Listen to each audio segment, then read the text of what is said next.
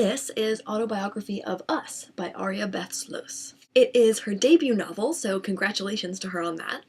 This is a book that is by a woman and about women, about a friendship between two girls who grow up and go to college together. It takes place in 1960s California, and really it doesn't stop at college. It actually goes right on into when they're middle-aged. This span of time is actually really important in the book because, as you may know, a lot of social change, especially for women, came about in the 60s and 70s. But these two girls are not really involved in that at all. They know people who get shipped off to Vietnam and don't come back, and they also listen to the radio and hear about race riots. But they're not marching on Washington. In the whole course of the book, actually, neither of them ever goes to Washington.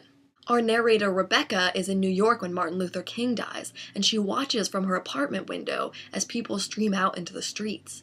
But here's the key. She's watching from the safety of her glassed-in apartment. And even when she's watching all of these people who are deeply moved by these events, she can't really remember more than fragments of King's speeches herself.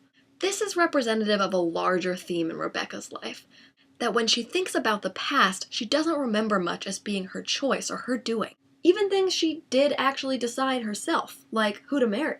This man just falls into her life and it seemed like the thing to do. On a larger scale of social change, this attitude is really effective. It captures the tone of a story that's not in the middle of any kind of social revolution, but on the fringe, if not totally out in the sticks. Society just isn't going to change fast enough for her, and she's not really the type of woman who's going to go out and change it herself. And maybe this is a recognizable story for a lot of women. And it's definitely one we often forget about. We forget that change actually happens sometimes painfully slowly. So I probably wouldn't agree with Amazon's description of this book as gripping. It's actually the opposite of gripping. It's frustratingly slow. It's painful to watch someone look back at her life and think about all of the times where she didn't feel like she had a choice.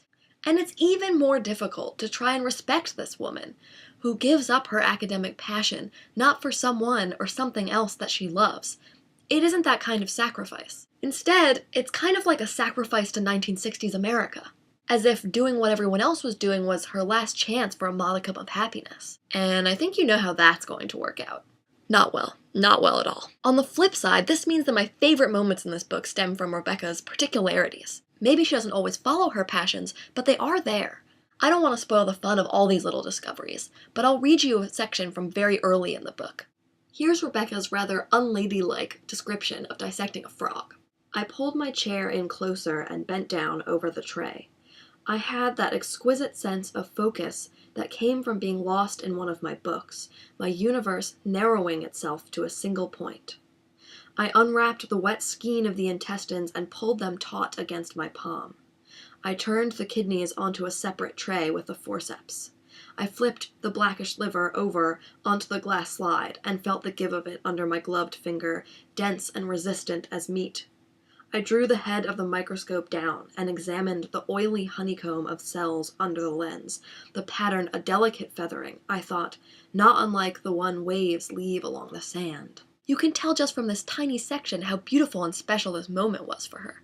That was Autobiography of Us, and you're watching Brave Little Books.